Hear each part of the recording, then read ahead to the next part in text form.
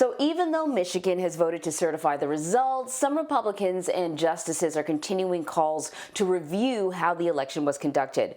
Biden won by more than 154,000 votes. That's 14 times greater than President Trump's margin in 2016. The Board of State Canvassers voted 3-0 in favor of certification last night, including one Republican. The other Republican abstained. For more now, I want to bring in CBS News 2020 campaign reporter Adam Brewster. He covers the state of Michigan for our political unit. All right, let's dig into this, Adam. Just what made the state officials confident that they could certify the results last night amid the ongoing pushback and all the litigation from the Trump campaign and from state Republicans? Well, all eyes were really on one Republican yesterday, Anne-Marie, and that was the vice chair of the Board of State Canvassers, Republican Aaron Van Langveld. And you played some sound from him earlier saying exactly what he thought, and he said it rather early in the meeting, that it was the board's job to certify, that they had to work off of what was given to them at that meeting, which is the canvassing results from the 83 counties. They weren't supposed to go beyond that. They're not an investigative body, that they didn't have the authority to conduct an audit. He kind of laid all of these things out at various points through the meeting, was asking election experts, do we have any authority to ask for anything beyond this? To which the response was usually no. He did get into an exchange with a lawyer representing John James, who was a Republican who ran for the United States Senate in 2020 and had been calling for a delay in certification to conduct an audit in Wayne County, Michigan. That's the state's biggest county and home to Detroit. And during that exchange, the James lawyer was calling for the audit, and Van Langveld just kept saying, I don't think that we have the authority to do that. I think we have to work off of what's in front of us. That's how I see the statute. I don't see us being able to ask for an audit before the election. The Secretary of State had said the week before that audits have to come after because we can't get the documents until results are certified to conduct an audit.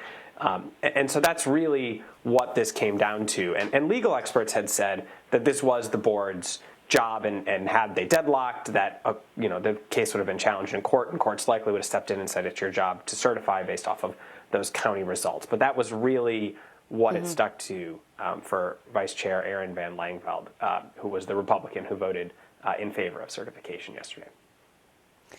So in the meantime, these sort of ongoing legal wrangling continues. The Michigan Supreme Court also rejected an appeal in a lawsuit dealing with Detroit and Wayne County election officials. But two justices in that order said voter fraud should still be investigated. What more do we know about this court decision and the efforts to look into potential fraud after certification? This was a case that was first argued about 2 weeks ago, and 10 days or so ago, a county judge ruled against the request. This came from not the Trump campaign, but from poll watchers actually filed the lawsuit who had been in Detroit, saying that there had been fraud and that the election should be investigated before the county could certify. And they lost that decision at the county level.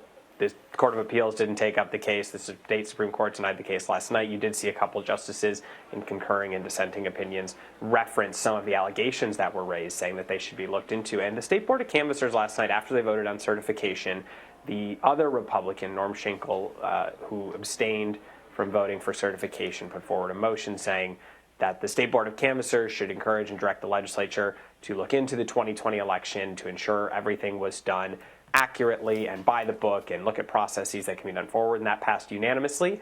The legislature's oversight committees in the House and the Senate, like a joint committee, have been looking into the election already. They've held at least one hearing.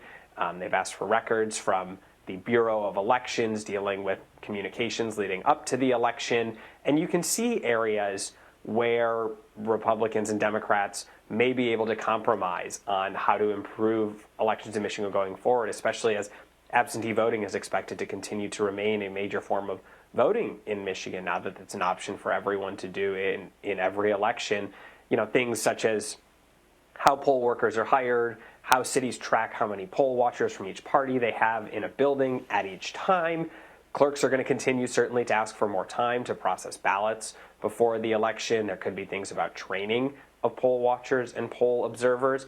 And Secretary Benson has also said that there will be audits of these things that Republicans would like to see audited. It just couldn't happen before the state certified. Now, before there can be any audits, any campaign could ask for a recount at this point. That could even be local races. There's some very close local races where you could see a candidate ask for a recount. They can't do an audit until those are complete, so it may be a few weeks before they get to that. But even Democrats on the board yesterday said if anyone knows any cases of fraud, go to the Attorney General's office and tell them about it. And the Attorney General has also been very clear, if you know about fraud, please come to me and we will investigate that, because that is something that we take very seriously in this state. So you're going to see reviews of this, and you might see some changes and potential compromises. We'll see how that works its way through the political process, likely in the next year. So you sort of covered this ground a little bit. Does that mean that the Trump campaign is out of legal options, or we could see some other challenges rear its head? Well, Jenna Ellis, the senior legal advisor for the Trump campaign, said, state certification is a procedural step, and they're going to continue to fight election fraud and ensure that it's legal votes that are being counted. And I did ask yesterday a constitutional law professor from the University of Michigan, what happens if the board certifies? Can the Trump campaign or any other Republicans file a lawsuit? And, he said basically anyone can file a lawsuit for any reason. It doesn't necessarily mean that it will be successful. And pointed to the fact that the Trump campaign and Republicans have been unsuccessful in Michigan so far in making these efforts to, whether it was to stop vote counting or whether it was to block certification. Some of the cases have been voluntarily dismissed. The Trump campaign voluntarily dismissed their case from federal court. In other cases, judges have just denied the requests they've been asking for, saying they didn't present enough evidence, or the affidavits didn't come from people who necessarily they believed understood the processes that they were looking at. So it doesn't necessarily mean that something can't happen, but it would be, probably an uphill battle at this point, given the way things have gone. That was at least the view of this professor I spoke with. All right, Adam, thank you so much. Thanks, Anne Marie. So ahead at 7:30, we'll get reaction from the White House and the certification, on the certification and how the Trump administration is handling the transition. White House correspondent Paula Reed's going to be joining us with the very latest.